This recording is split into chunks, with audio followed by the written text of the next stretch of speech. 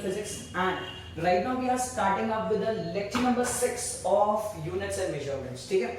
So guys, आज जो lecture number 6 that is units and measurements actually आएगा, that would be totally based on the concepts known as errors. ठीक है?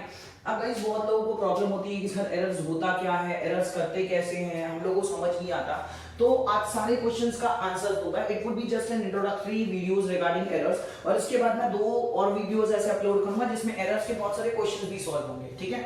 So guys, ये एक ऐसा टॉपिक है ना जिसका फर्स्ट 5 लेक्चर्स से कोई लेना देना नहीं है. तो जिनको भी ऐसा लगता है कि उनको डायमेंशन एनालिसिस बहुत अच्छे से आता है, they can skip out all the 5 lectures and they can directly come to the lectures that is errors. या फिर अगर उनको पूरे लेक्चर्स ही करना है तो definitely that doesn't makes any sense. ठीक है? पूरा लेक्चर्स करो, कोई प्रॉब्लम नहीं है. उसके बाद आप एरर्स पे आ जाओ. ठीक है? That is totally build upon your confidence कि आपको कैसा है. ठीक है? So guys, and second part is हम लोग ने एक टेलीग्राम का एक्चुअली चैनल भी स्टार्ट किया है. So please subscribe to that channel as well. वहां पे कैसा आएगा ना, आपको डेली प्रैक्टिस प्रॉब्लम्स जो भी होंगे, फिर आपकी जो भी वर्कशीट या जो भी हम लोग यहाँ पे नोट्स करा रहे हैं, we will actually upload that notes as a PDF format in that channel. ठीक है? So guys, go and just subscribe to that Telegram channel as well. ठीक है? सो चल, अब फर्दर कोई भी टाइम वेस्ट ना करते हुए let's start out with the lecture number 6. अब लेक्चर नंबर 6 का इंट्रोडक्शन तो दे दिया है सर मैंने, और लॉजिकली सोचो हमने बता भी दिया है कि टॉपिक हम जो स्टार्ट करने वाले वो एरर्स है. अब मुझे एक बात बताओ गाइस, एरर का मतलब क्या होता है? अब देखो, एरर्स बहुत लोगों को ये पता है कि सर हम लोग बहुत सारी चीजें करते हैं जिसमें एरर्स होता है, ये ना वो, ऐसे बहुत सारी चीजें. और एरर्स अगर मैं पूछूं ना तो हमारे पूरी लाइफ में हम एरर्स करते ही रहते हैं. ठीक है? अब एरर का ना मैं आपको एक सिंपल सा सीधा सा मतलब बताता हूं, what is the meaning of errors. अब एक्चुअल क्या होता है गाइस, जैसे फॉर एग्जांपल इमेजिन कर लो, ये एक ऐसा सेगमेंट है, ये एक ऐसा लाइन सेगमेंट है जिसको मैं नाम दे देता हूं CD. ठीक है? ये लाइन सेगमेंट का वैल्यू कितना है? CD. और इसका इमेजिन कर लो, इसका लेंथ है 7 सेंटीमीटर. लेंथ कितना है इसका? 7 सेंटीमीटर. अब देखो, मैंने कोई तो भी एक लेंथ ले लिया, एक सेगमेंट ले लिया है जिसका नाम मैंने CD दे दिया, और ये CD का वैल्यू कितना है? 7 सेंटीमीटर. अब मुझे ये पता है कि ये 7 सेंटीमीटर है. बराबर है कि नहीं बराबर है? मुझे क्या पता है? मुझे पता है ये 7 सेंटीमीटर है. अब मैंने क्या किया, मैंने 2 स्टूडेंट बुलाए. मैंने 2 स्टूडेंट्स बुलाए, एक को मैंने स्टूडेंट 1, दूसरे को स्टूडेंट 2. ये दोनों को मैंने बुलाया और मैंने बोला भाई लो ये स्केल ले लो और ये लेंथ मेजर करके बताओ कि मुझे लेंथ है कितनी. ठीक है? मैंने क्या किया, वो दोनों को स्केल दे दिया और मैंने बोला कि भाई ये लेंथ स्केल ले लो और ये लेंथ मेजर करके दिखाओ कि ये लेंथ है कितनी.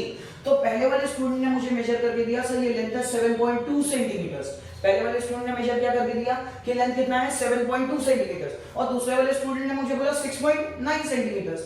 अब मुझे एक बात बताओ गाइस, क्या ये दोनों स्टूडेंट ने मेजर किया है, क्या ये मेजरमेंट्स एक्चुअल रॉन्ग है या इनमें कुछ तो एरर है? बराबर है? ये रॉन्ग है या इनमें कुछ तो एरर है?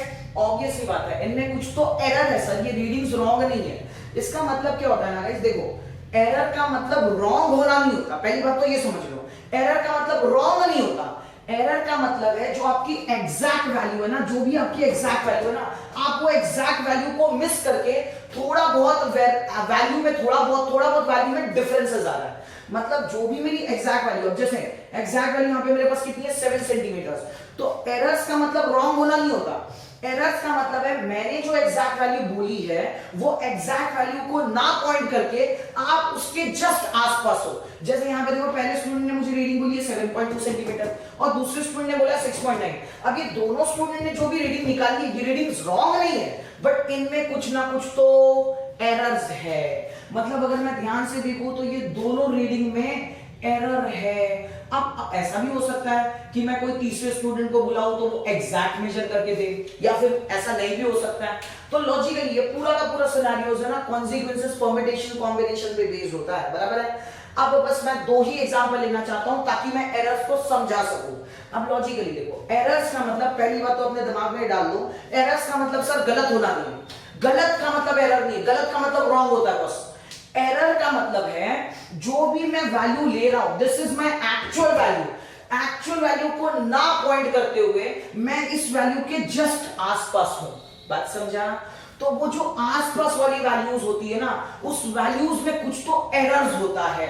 अब वो एरर कैसे कैलकुलेट करते हैं और सर एरर का क्या फंडा है, एरर पॉजिटिव होता है या नेगेटिव होता है, ये सारी बातें हम लोग आज लेक्चर में जानेंगे. बात समझ में आए? सिर्फ अभी के लिए फिलहाल इतना समझा कि देखो, ये मेरी एग्जैक्ट वैल्यू थी, मैंने जब दो स्टूडेंट्स को बुलाया तो उन्होंने एग्जैक्ट वैल्यू मिस कर दी और एग्जैक्ट वैल्यू के बिहाफ से कुछ तो रीडिंग बताई which was approximately equal to 7। मतलब ये थोड़ी सी बड़ी है और ये थोड़ी सी छोटी है, बट ये दोनों अप्रोक्सीमेटली इसी रेंज में आती है, बराबर है। तो ये जो अप्रोक्स वैल्यूज आई है ना, मतलब जो एग्जैक्ट वैल्यू छोड़ के जो थोड़ी ऊपर और थोड़ी नीचे वैल्यू गई है ना, तो ये सब वैल्यूज में, ये दोनों वैल्यूज में एरर्स है, बट एरर कितना है तो वो डिफाइन करेंगे अभी एक फॉर्मूले से। अब ध्यान से सोचो गाइस, मुझे ये पूरे सेगमेंट का लेंथ एक्चुअली चाहिए कितना था, 7, बराबर है कि नहीं बराबर है। मुझे इसका सेगमेंट का लेंथ कितना चाहिए था, 7 सेंटीमीटर। अब मुझे पता है कि भाई साहब ये 7 सेंटीमीटर है और मुझे यही लेंथ चाहिए था, तो ऐसी वैल्यू को या फिर ऐसे मेजरमेंट को हम नॉर्मली बोलते हैं ट्रू वैल्यू। ट्रू वैल्यू का मतलब जो वैल्यू मुझे चाहिए, समझ में आया, जो वैल्यू मुझे चाहिए उसको बोला जाता है ट्रू वैल्यू। अब लॉजिकली सोचो, ये जो ऐसी वैल्यूज है, ये ऐसी वैल्यूज है जो ट्रू वैल्यू पे नहीं है, मतलब ट्रू वैल्यू एग्जैक्ट नहीं है ये, बट ट्रू वैल्यू को लेके कुछ ना कुछ तो इनमें एरर्स है। मतलब ये ऐसी वैल्यू है जिनमें एरर्स है और ये दोनों वैल्यू मेरे स्टूडेंट ने मेजर की थी, तो इस वैल्यूज को मैं नाम दे देता हूं मेजर्ड वैल्यू। चलिए यहां पे लिख देते हैं, ये वैल्यू को मैं नाम दे देता हूं मेजर्ड वैल्यू। अब लॉजिकली सुनना, ये वैल्यू को मैं नाम क्या दे देता हूं, मेजर्ड वैल्यू। अब ध्यान से देखो गाइस, हमको पता है कि एग्जैक्ट ये थी, बराबर है, ये एग्जैक्ट नहीं है, ये थोड़ी सी ज्यादा और थोड़ी सी कम है, मतलब इसमें कुछ ना कुछ तो एरर्स है, बट वो कितना है, कितना एरर है और एरर पॉजिटिव है या नेगेटिव है वो हम कैसे फाइंड करेंगे। तो देखो हम कैसे फाइंड कर रहे हैं, जो मुझे वैल्यू चाहिए थी उस वैल्यू को मैंने बोला ट्रू वैल्यू, जो मेरे स्टूडेंट्स ने मेजर करके दी थी उस वैल्यू को मैंने क्या बोला, मेजर्ड वैल्यू। अगर मुझे एरर चाहिए, अगर मुझे कोई भी चीज में एरर चाहिए, ये एरर कितना है वो फाइंड करना है, तो हमेशा एरर के लिए एक फॉर्मूला याद रखने का, true value minus measured value. Formula क्या है, true value minus measured value. हमेशा अगर आपके पास ट्रू वैल्यू है और आपके पास मेजर्ड वैल्यू है तो आप एरर्स निकाल सकते हो।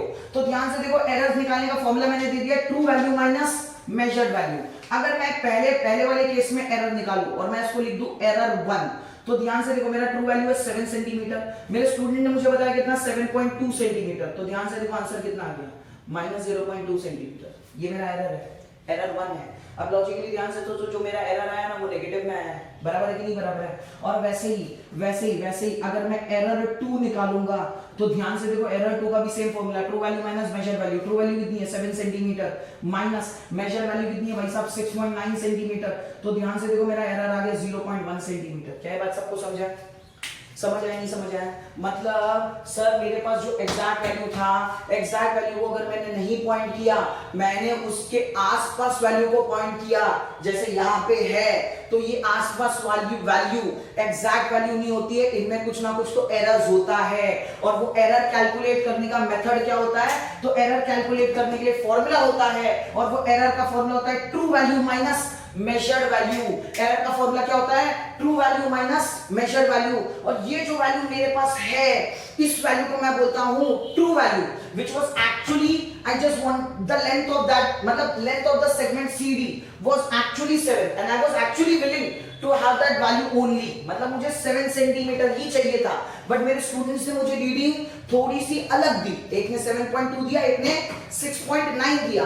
तो लॉजिकली सोचो मैंने क्या किया, देखो एरर फाइंड करने के लिए ट्रू वैल्यू जो मुझे चाहिए थी और मेरे स्टूडेंट्स ने जो मेजर करके दिया दैट इज माइनस कर दिया। देखो ट्रू वैल्यू जो मुझे चाहिए थी माइनस जो मेरे स्टूडेंट ने मेजर करके दी दैट इज मेजर्ड वैल्यू। जब मैंने इनको माइनस कर लिया तो पहला एरर आया मेरा -0.2, पहला एरर कितना आया -0.2, और दूसरा एरर ध्यान से देखोगे तो दूसरा एरर आया मेरा 0.1। अब लॉजिकली आप अगर ध्यान से देखोगे ना गाइस, तो एरर 1 नेगेटिव आया है और एरर 2 पॉजिटिव आया है, बराबर है कि नहीं बराबर है। एरर 1 कैसा आया है, नेगेटिव, और एरर 2 कैसा आया है, पॉजिटिव। इसका मतलब सर एरर का फॉर्मूला ये तो बराबर है true value minus measured value, sir error negative और पॉजिटिव दोनों आ सकता है क्या, हाँ एरर नेगेटिव भी आ सकता है, एरर पॉजिटिव भी आ सकता है, और एरर 0 भी हो सकता है। अब लॉजिकली सोचो जीरो कब होगा, जब मेरा कोई एक स्टूडेंट, समझो अगर इसकी वैल्यू उसने मेजर एग्जैक्ट मेजर करके दी होती 7 सेंटीमीटर एग्जैक्ट जो है वही, तो लॉजिकली सोचो एरर कितना आता। देखो ट्रू वैल्यू भी 7 सेंटीमीटर, मेजर्ड वैल्यू भी 7, तो एरर कितना आता 0। तो याद रखना बॉस, एरर का फॉर्मूला है true value minus measured value. Error का फॉर्मूला क्या है, true value minus measured value. True value वो जो मुझे चाहिए, मेजर्ड वैल्यू जो जो मेजर करके मिले, ये ट्रू वैल्यू से थोड़ा बहुत ज्यादा आसपास, ठीक है, वो वैल्यू को मेजर्ड वैल्यू बोलेंगे। तो true value minus measured value करोगे तो तुमको एरर मिलेगा, बट एरर नेगेटिव भी हो सकता है, एरर पॉजिटिव भी हो सकता है, और एरर जीरो भी हो सकता है। क्या ये बात सबको समझ आ गई? पक्का सबको समझा? 100% सबको समझ आ गया है क्या? ठीक, अगर ये बातें समझ आ गई हैं तो थोड़ा सा आगे बढ़ते हैं। अब लॉजिकली सोचो गाइस, देखो तुम्हारी बुक्स में ना बहुत सारे एरर हैं, percentage error, absolute error, mean absolute error, average error, ये एरर ना वो एरर, बट बिलीव करो ना गाइस, तुम्हारी बुक्स में बहुत सारे एरर दिए, बहुत सिस्टमैटिक, रैंडम, ना ये वो, एब्सोल्यूट, ये बहुत सारे। बट है ना, कभी भी याद रखना, एरर्स का मेन दो ही बेसिक एरर होते हैं, दो ही बेसिक्स एरर होते हैं जो हम पूरी जगह पे लेते हैं। हाँ, मुझे पता है कि आपकी बुक्स में बहुत सारी दी हुई है, बहुत सारी एरर्स दी होंगे, absolute, mean absolute error, percentage error, relative error, तो वो सब आपको फिलहाल मैं पढ़ाऊंगा। But the main basic errors which are actually bifurcated into the topic errors are, error हमारे पास हमेशा याद रखना दो ही टाइप के होते हैं। एक एरर होता है रैंडम एरर, कौन सा एरर, रैंडम एरर, और दूसरा होता है सिस्टमैटिक एरर, कौन सा, सिस्टमैटिक एरर। अब लॉजिकली सोचोगे सर ये रैंडम एरर और सिस्टमैटिक एरर क्या होता है, तो ध्यान से देखो पहले मैं तुमको सिस्टमैटिक बता देता हूं बिकॉज ये बहुत इजी है। सिस्टमैटिक एरर का मतलब होता है जो भी इंस्ट्रूमेंट से जनरेट होने वाले एरर होते हैं, इंस्ट्रूमेंट और प्रोसेस से जनरेट वाले एरर को हम बोलते हैं सिस्टमैटिक एरर, ठीक है। इंस्ट्रूमेंट से या प्रोसेस से जनरेट होने वाले एरर को हम बोलते हैं सिस्टमैटिक एरर।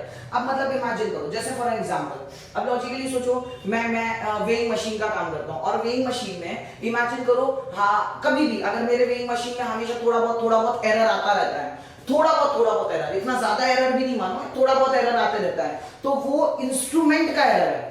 मतलब मेरे डालने में, मेरे मेजर करने में कोई प्रॉब्लम नहीं है, बट मुझे मशीन ही कम दिखा रही है, वेइंग मशीन का ही एरर है। तो वैसे टाइप के एरर को हम बोलेंगे इंस्ट्रूमेंटल एरर, और वो किस में आएगा, सिस्टमैटिक एरर में, बराबर है। तो सर रैंडम एरर क्या होता है सर, देखो रैंडम एरर ना मतलब ऐसे टाइप का एरर होता है जो हम कभी पकड़ ही ना पाए, और हम जब भी जैसे तुम्हारे मैथ्स का प्रॉब्लम्स, अब सोचो इमेजिन करो तुम डेरिवेटिव और इंटीग्रेशन करते हो, तो तुमको पता ही नहीं चलता ना तुमने कौन से स्टेप में मिस्टेक की, और हर बार जब तुम दूसरा प्रॉब्लम करते हो तो हर एक बार नई मिस्टेक, वैसा होता है रैंडम एरर। मतलब रैंडम एरर को पकड़ना बहुत इम्पॉसिबल है, क्योंकि ये कभी भी याद रखना, ये आइडेंटिफाइड एरर नहीं रहता, ये अनआइडेंटिफाइड एरर है।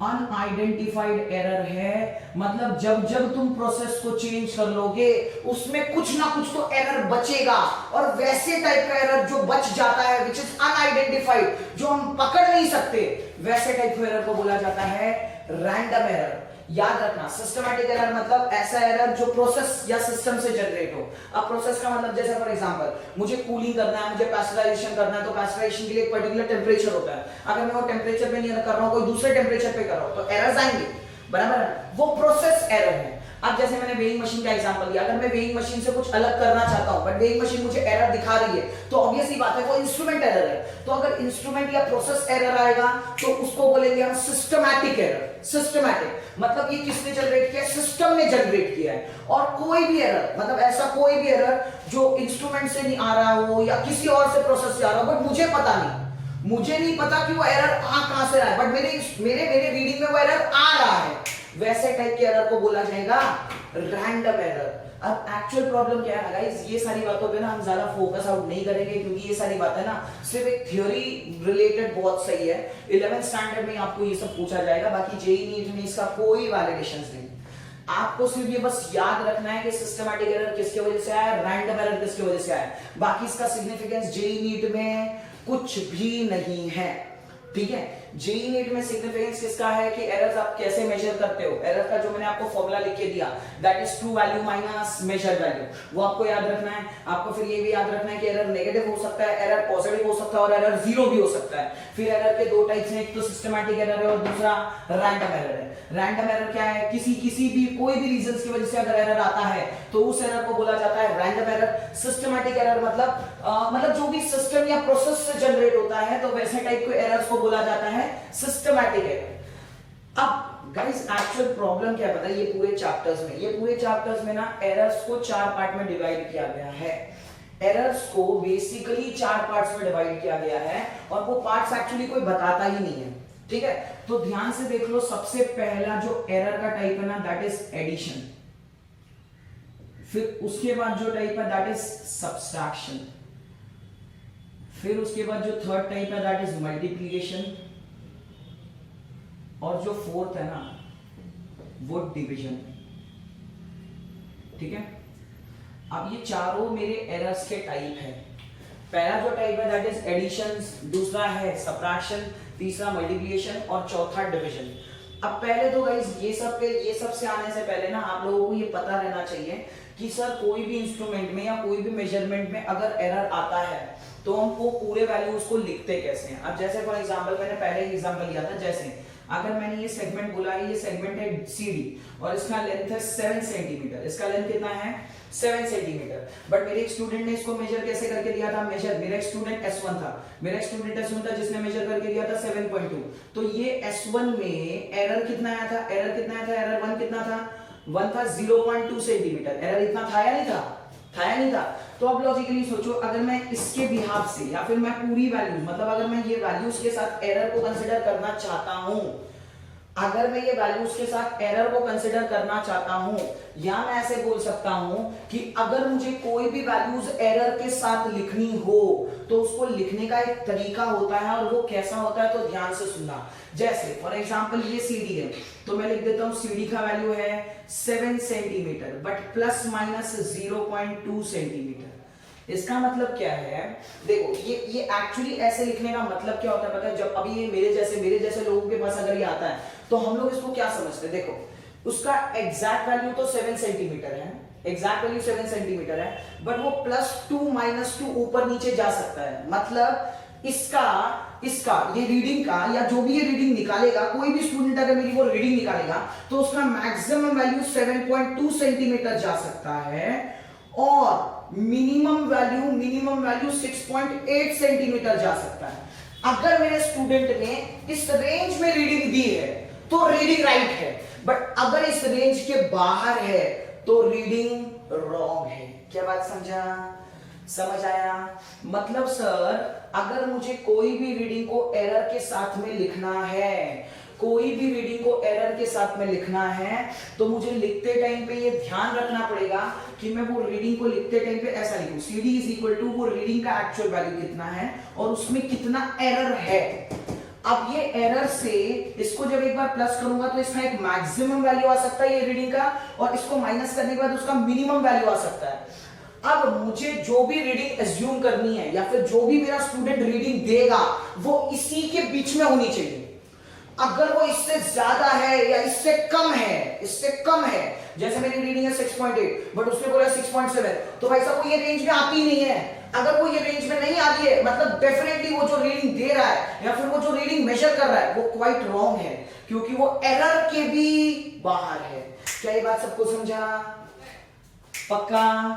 ठीक है गाइस, थोड़ा ऐसा लग रहा है कि थोड़ा कंफ्यूजन हो रहा है, बट बिलीव करो ये सारी बातें ना तुमको आगे जाके क्लियर होती होगी। ठीक है, ध्यान से लेक्चर्स पे प्लीज ध्यान देना, जो भी चीजें सिखाई जा रही है प्लीज उस पे ध्यान देना। थोड़ा बहुत कंफ्यूजन होता है बट बिलीव करो आगे जाके ये बात सारी क्लियर होने वाली है। देखो एरर्स को कभी भी लिखते टाइम पे मैंने क्या बोला है आपको, एरर्स लिखते टाइम पे तुमको क्या करना है, तुमको जो एग्जैक्ट वैल्यू है दैट इज 7 सेंटीमीटर उसके साथ आपको कितना एरर है वो भी लिखना है। उसका रीजन क्या है, वो एरर से आप एक मैक्सिमम वैल्यू और एक मिनिमम वैल्यू जनरेट कर सकते हो, और जब भी आप रीडिंग्स देखोगे तो आपको ये मैक्सिमम मिनिमम के अंदर ही देखना है। अगर आपके मैक्सिमम मिनिमम के अंदर अगर वो रीडिंग आ रही है तो रीडिंग राइट है, या फिर वो जो मेजर्ड वैल्यू है वो राइट है, बट अगर इससे एक्सीड कर रही है तो वो मेजर्ड वैल्यू रॉन्ग है। क्या ये बात सबको समझ आया? समझा या नहीं समझा? पक्का सबको समझा? ओके। अब गाइस ऐसे ही सारी चीजें ना हमको ऐसे प्रोसेस में करनी है, एडिशन में, सबट्रैक्शन में, मल्टीप्लिकेशन में, डिवीजन में। मतलब सर एडिशन के टाइम पे हमको क्या करना पड़ेगा, सबट्रैक्शन के टाइम पे क्या करना पड़ेगा, डिवीजन और मल्टीप्लिकेशन के टाइम पे भी क्या करना पड़ेगा। तो देखो पहले तो मैंने आप लोगों को ये सिखा दिया कि एरर वाली रीडिंग आती कैसे, ये सिखा दिया नहीं सिखाया? सिखाया।